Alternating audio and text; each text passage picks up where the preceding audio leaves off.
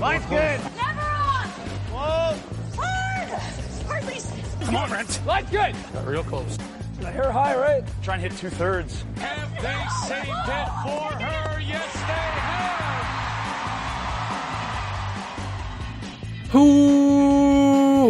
Welcome to Game of Stones, everybody. I am Sean Graham. Scott alongside, as always. Hello, Scott. Sean, nice to be back with you in the saddle here. I had a good time off, but appreciate the work that you did on the pod while I was gone. My Taylor Swift shirt is freshly reglittered, and That's good.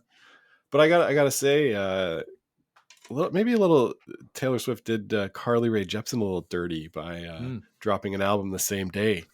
I think, maybe she could have waited a little bit. But if you go check out that CRJ album, it's hot fire as always. She is great. Wow. That's high praise, Scott. Yeah. I mean, maybe it's not up to the level of emotion, but it's pretty good. She set the bar so high for herself already. Well, I'm glad to hear that you're enjoying the new music that's been coming out. Good to have you back on the show. Of course, while you were gone, plenty happened in the world of curling, particularly as it relates to the United States. Past two episodes we have devoted to the situation in the U.S. Of course, first talking with Courtney Shaw and Monica Walker about the Yates report. And it was pointed out by Ryan on Twitter that the fact that it took me 15 minutes to go through to introduce that just shows how kind of messed up the whole situation is, or was, I guess still is. And then, of course, last week with Jeff Plush resigning, GNCC being expelled. Some new stuff has happened this week. A couple board members have resigned from USA Curling. There is going to be, as we record this, I believe tonight, is some sort of an open house type thing, open forum for member clubs and member players to discuss things with USA Curling. So it seems like they are starting to try to maybe attempt to proceed with some sort of reconciliation with members, with Dean Gemmell at the head, or at least on an interim basis. But overall, Scott, what has your impression been of the situation with USA Curling? Well, I will admit that my perception is somewhat tainted or slanted by what I witness on social media and all of our great fans and the curling Twitterverse. That it seemed to me like it was just an inevitability, right? Like it was not if, but when. And the fact that it took so long was frustrating for a lot of people and a lot of members. Seeing that there's board members now that have resigned as well, it seems to me like they sort of see the writing on the wall that we need like a big fresh start, and hopefully that's what they're going to be able to do. For Jeff Plush himself, it's like kind of too bad that he won't be able to, learn from what happened at NWSL and, implement it into another organization, but probably forfeited that chance given his lack of action at his previous post. You always think that people can rehabilitate, and learn from their past mistakes, but it was clear that it's going to have to happen at a different place, a less high profile place than USA Curling. Well, I think for you to learn from your mistakes, you have to acknowledge a mistake, right? And that's something that Jeff Plush was unwilling to do. It was the lack of accountability that I think really stood out, that he did not talk to Sally Yates, that he, from at least from what we got from him, which was very limited, seems to think he did everything right. So that is kind of a problem when you think about any potential safe sport complaints coming to his office at USA Curling. So I think it was a case where he did have to go, and we'll see how this new stage of USA Curling goes. So, well, Sean, just before we get off it, I'm glad that the members' voices in the end were heard. Right? There's nothing more frustrating than yelling in an abyss and not having your points heard and being scene. Like that's really, really important. And USA Curling, it seems to me for a long time has been on the side of the peak high performance program is number one, and the grassroots isn't that important. And hopefully this is a start of a change in the direction where both are equally important. I don't want to see the high performance program get less important, right? You want to see everything sort of raised up to the same level. Right. Yeah. Yeah, I think that's fair, and hopefully that is the case. But as far as the high performance program does go, there is some good news for USA Curling. As we talk, the two teams at the Pan Continental Curling Championship are a combined 9-1, 5-0 on the men's side, 4-1 on the women's side, both well on their way to qualifying for the World Championship. Scott, let's talk about this a little bit. We're recording this Thursday afternoon. What do you think of this format? What do you think of this new event? How's it hitting at your house? Well, I just turned it on today. The US and Canada are playing. I got a Twitter alert that Brad Gushu had lost, and I went, oh no. But it was to the US, and Right. By all accounts, his team played great. And then Corey Dropkin just pulled things out at the last minute, which is sort of what great skips do, but it's going to happen sometimes. For sure. As far as having it in the calendar, I do like it. I like that we're getting some time with the old Pacific Asia teams to come together for this championship. Perhaps in future years, it will be based in Japan or Korea or something. Not having China at these events does seem to make the field a little more wide open, given the World Championship berths at stake. So it's been intriguing. I've been following it, but I'm not, overwhelmed by it. I'm also sick, so that, I've been sleeping a lot. So right. Yeah. Well, it's interesting to think too of location. So many of the teams who are representing the various countries are expats of those countries who live in North America. Yeah. So you kind of wonder what happens when this isn't in North America. Once event, it has to go to an Asian country at some point. Does that impact at all the participation of some of those teams that do have expats here? Brazil, for instance, right? Those guys, right. Most of them live, or at least the skip lives in Sherbrooke. I believe one of them, at least in the past, has been based in Brazil. But does that affect, because they're not getting money from a Brazilian Olympic Committee or anything. So right. Does that affect that? The teams that did have expats or do have expats who would play in the packs, you presume they would continue to play there, like the Hong Kong teams, right? Jason and Ling, right? They live in Canada representing Hong Kong. So they would continue to go. They've done that in the past, presumably. But you do kind of wonder about that angle of it. So we'll see what happens with it. I also want to know, did the World Curling Federation try to sell tickets for this? Does anyone in Calgary know that this is going on? What is happening? That is a good curling market. Or are it's the same building where they had the bubble? They're just trying to recreate the bubble. Why is nobody there? Yeah, that's a good question. I think James is there. I think Twine Time is in the I've building. Seen some stuff but from him, nothing. It's pretty insane. Like I was watching, I turned it on and I thought, oh, is this a replay of the morning? Because right. where yeah. I mean, I guess people go to work. It's Thursday afternoon. It's not. Yeah.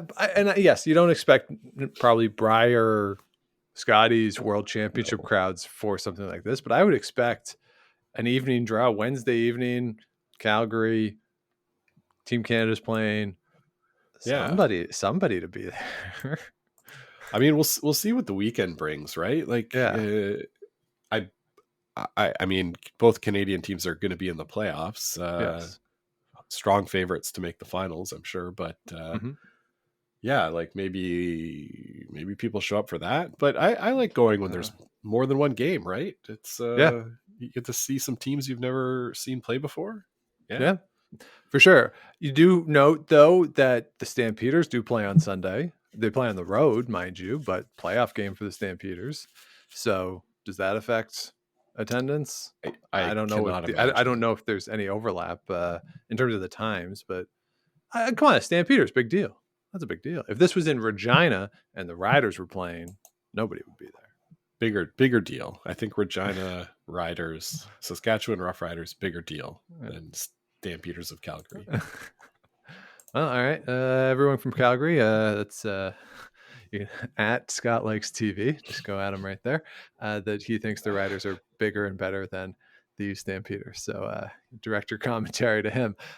Scott, you mentioned too the fact that China is not there does open up the field a little bit. With the women, you have 5 spots available in the World Championship, 4 on the men's side, with Canada already being in.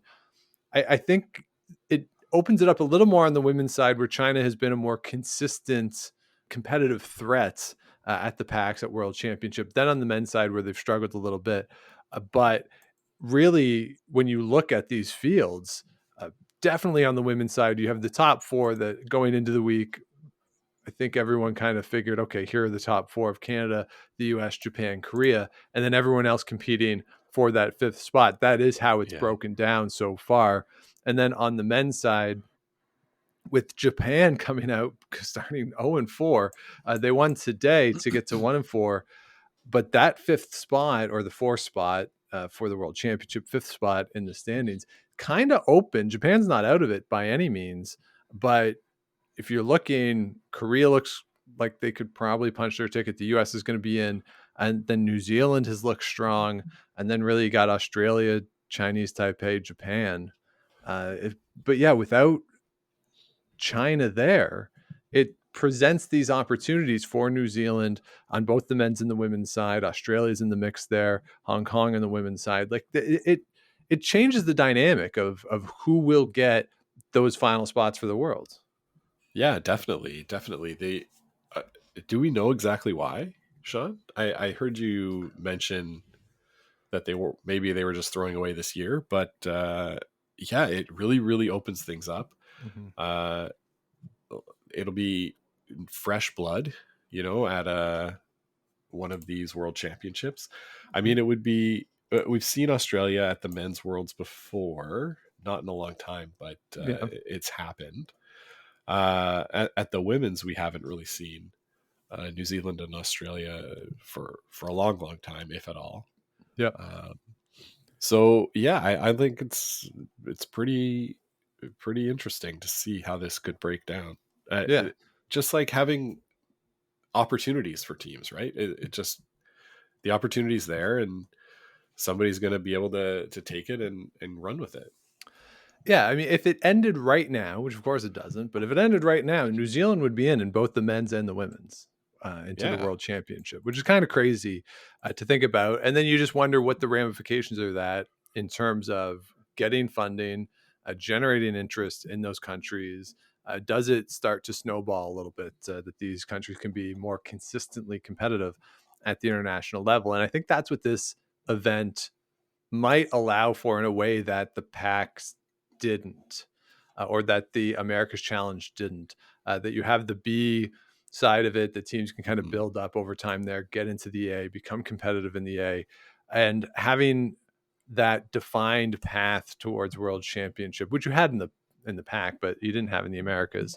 Maybe it just helps overall. So I'm optimistic. I kind of like it. Brad Gushu made a comment about, hey, maybe we could host one of these things in a warm place as opposed to Calgary where it's snowing already. And Vic did make a comment that he's going to stay around until they have a World Championship in Brazil. So, perfect. Yeah, when the World Championship is in Rio, that's Vic's last year.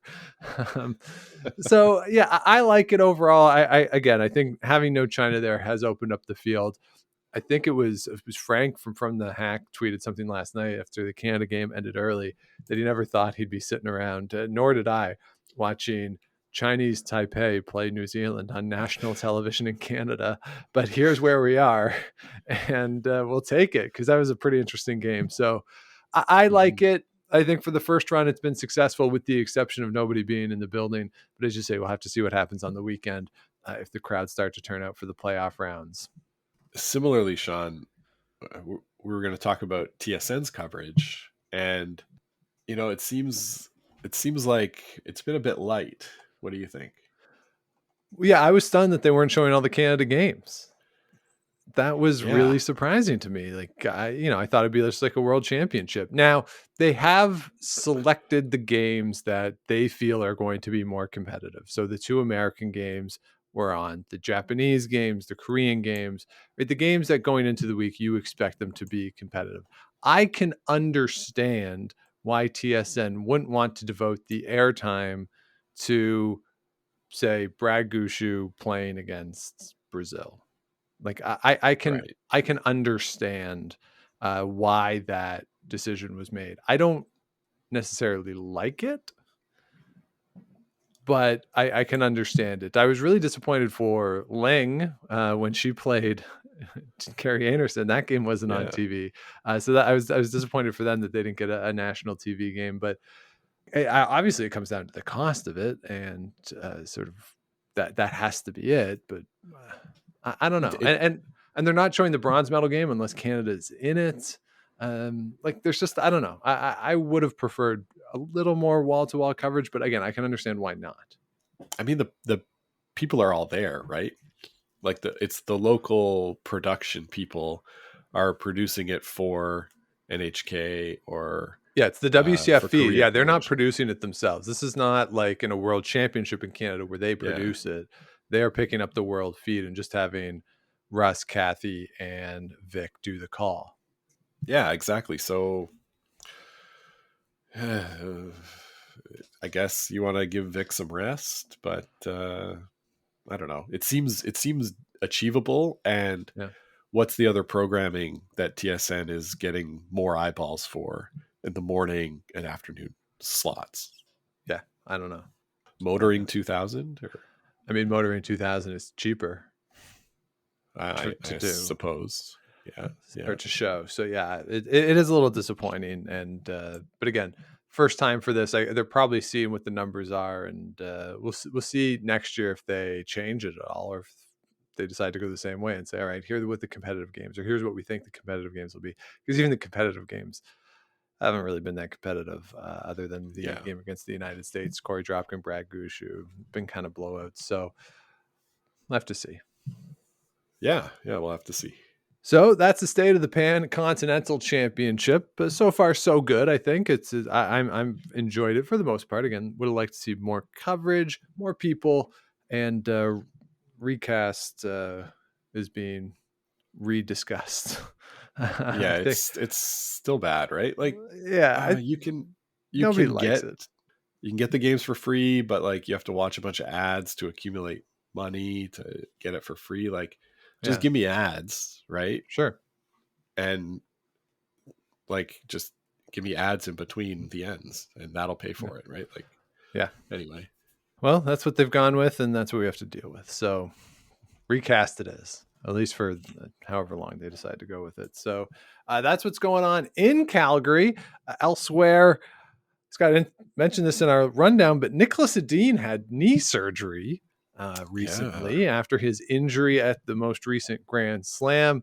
He, as far as I saw, did not give any sort of a timeline, but it is extremely unlikely, I would think, that he will participate in the European Championship coming up at the end of the month. We'll see. It was great too. For as much as everyone gets on TSN about not talking with the slams, in their article that they posted on their website, now to be fair, it was a CP article, but still, it was on the TSN website, mentioned that the team, Nick Edin, is scheduled to be in the Grand Slam at the start of December. Didn't mention the Euros.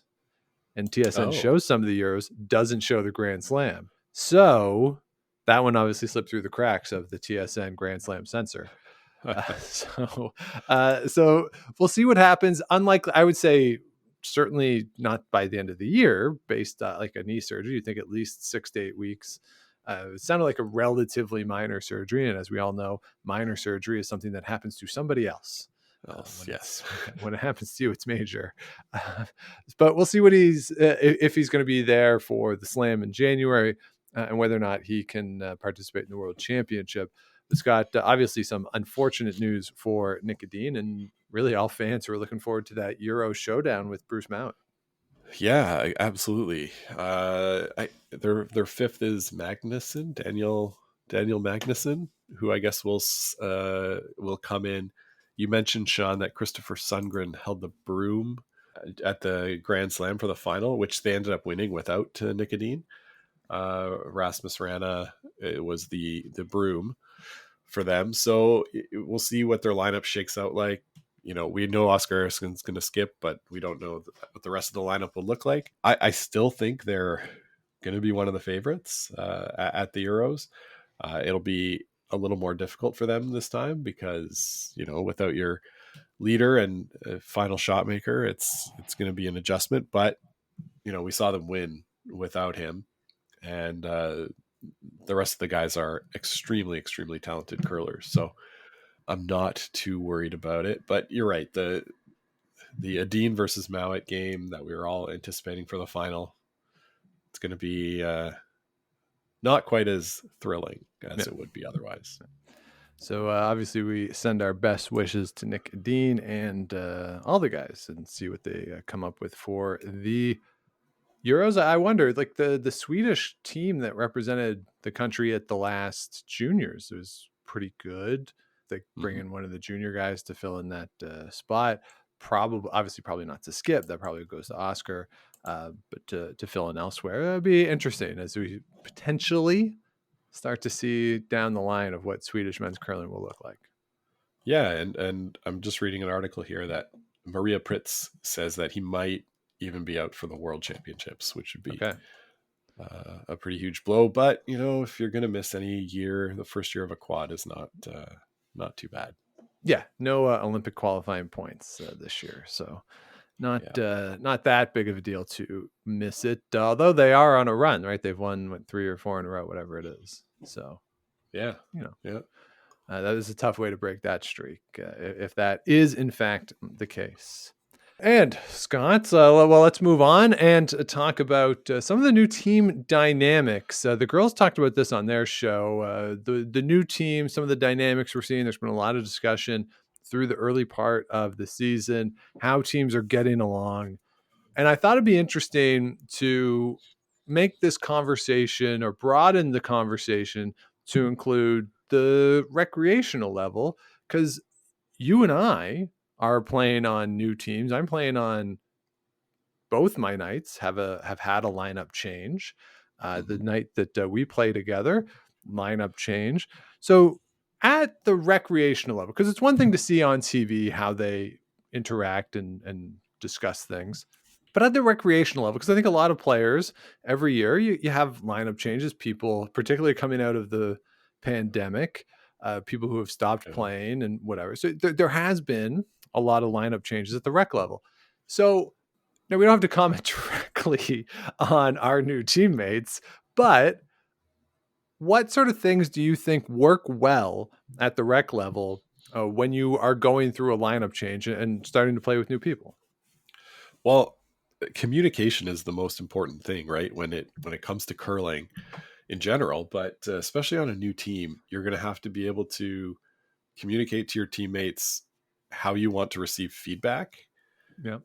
And be able to give feedback in the way that your teammate wants, which is not an easy thing to know just from saying, hey, do you want to curl this year? And I think with our new team, it's been really good. I solicit a lot of feedback, which wasn't always well received on our previous team when I would say, hey, what did I do wrong there? Can you tell me? So I like the feedback that I'm getting now. It's quite good. I think having some continuity, like you and I both being on the team still, is good. But that's the most important thing in my mind, is the how you wish to receive feedback and how you receive communication. What do you think? Yeah, I agree. The communication is key. And for me, though, it's expectations. That you want to at least know what everybody's expectation is. And whether that's you're there to have a good time, you want to try to win, you want to play a certain style, ensuring that the expectations are the same. I think that helps. And that does speak to communication. But you want to have those discussions relatively early in the season with the new team, just to make sure that you don't get to January, February, and there's somebody or people who are really frustrated with what's going on because they're either unhappy with what position they're playing, how they're playing, the vibe of the team, whatever it is. Like, just making sure that going in, everyone has those expectations that are on the same page. I think that's really important to have a good continuity to the team. And obviously you want to try to play with good people too, people who you enjoy and you can chat with, and those sorts of things that off the ice really can help the on the ice experience, even if not the performance. The experience is really what matters.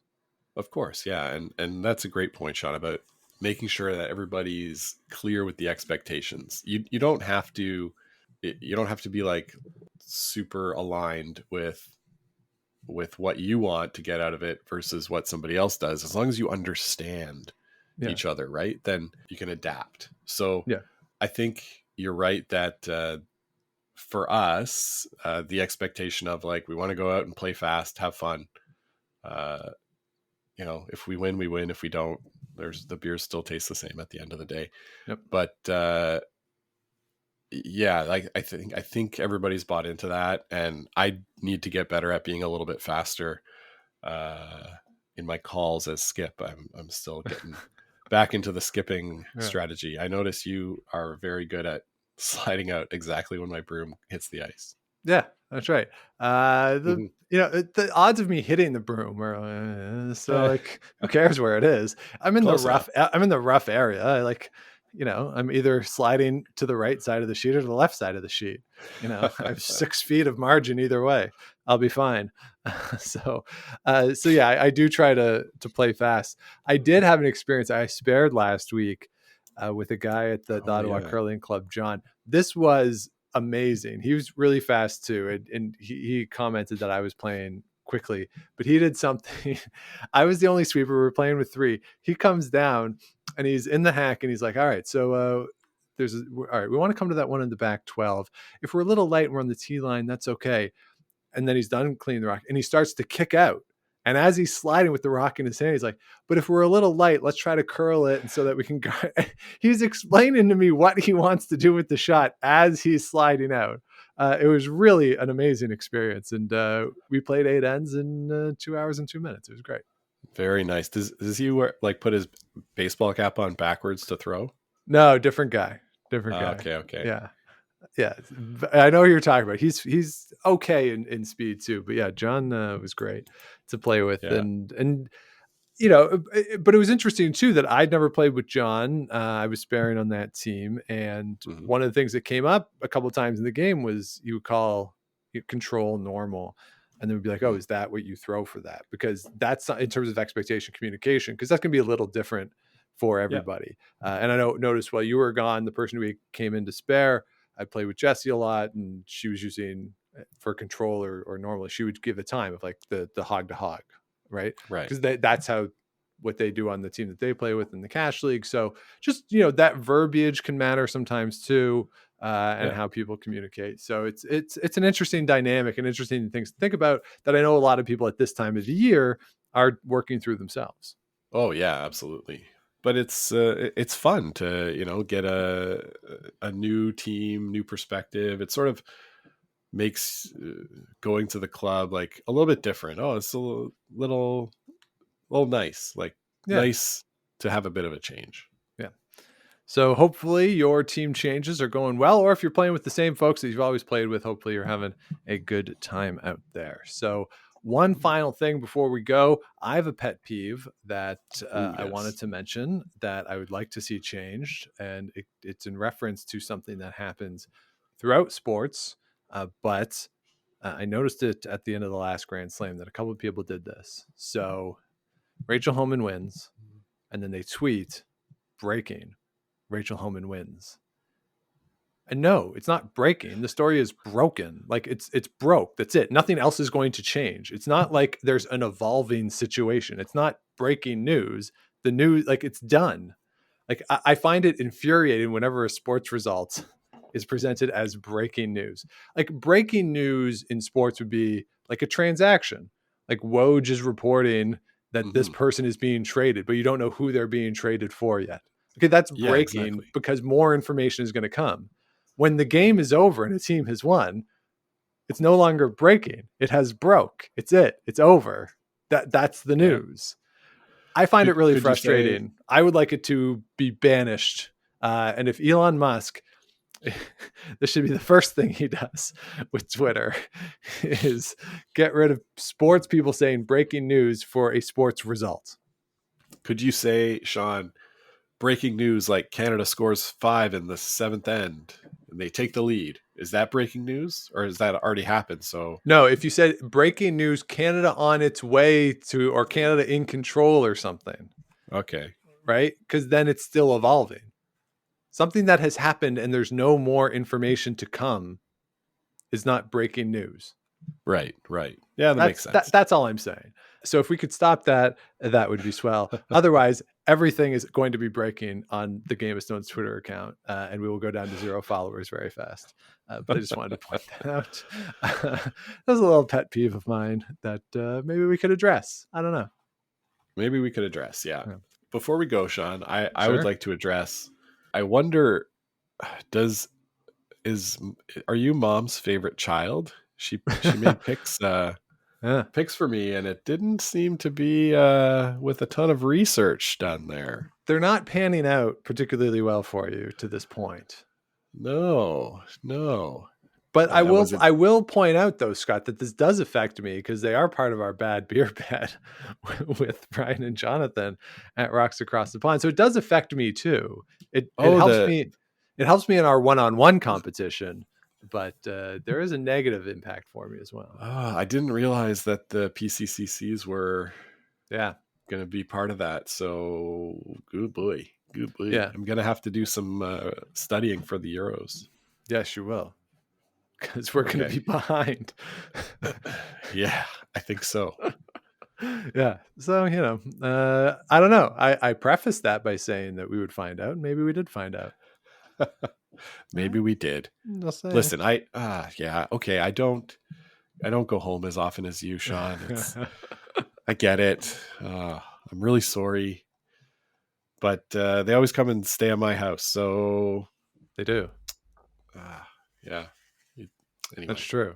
So you get more time when they're in town than. Yeah, I'll have to give them a call tonight and see how things are shaping up. You're gonna have to show her what it's like when you make bad picks, Well, there you have it. That's what's going on in the world of curling for us this week. So that'll do it. We'll be back with you again next week with the new episode. So please do subscribe if you have not yet, wherever you get your podcasts, your likes, ratings, comments, all that good stuff. Show's been doing well this fall. I've had a lot of fun with the episodes that we've done. So do follow along and join us for the rest of this curling season and beyond. You can always head on over to GameOfStonesPod.com. All the episodes are there, plus link to the merch. We got the hoodies and the 2 t-shirts, all that stuff. Proceeds to Food Banks Canada and the Sandra Schmirler Foundation. It was the end of the month. So yesterday I put in the donation for October. So starting the new cycle there. So if you want any stuff, you can head on over, click on the merch tab. Of course, if you want to follow along with everything we got going on, at Game of Stones Pod on Twitter and Instagram, Game of Stones Podcast on Facebook, and you can always reach out, Game of Stones Podcast at gmail.com. So Scott, what is the best Carly Rae Jepsen and what is the best Taylor Swift song? And between the two of them in a cage match, who wins? I really like Maroon. Antihero, this is Taylor Swift. Antihero is the like single. But to be honest, I ordered the 3 a.m. edition, which has bonus tracks. Ooh, okay. Dear Reader is great. High Infidelity. Yeah. The Great War. The Great War is probably my favorite one. Okay. And on Carly Rae Jepsen's, I've only listened to it a couple times. But Surrender My Heart is the number one track, and she always comes out with bangers right away. In a cage match, give me CRJ. She's she can put one together better than anyone else. Now, I'm sure there's other great songs. Those are just off the top of my head. Well, there you have it. So if you're a Swiftie, you can get after Scott for that too. And if you're a Calgary Swiftie, Scott, you're going to really hear it this week. I'm in trouble. Yeah. So again, thanks so much for listening, everybody. We'll be back with you again next week. But until then, keep those brooms on the ice and don't dump that intern. Make the final.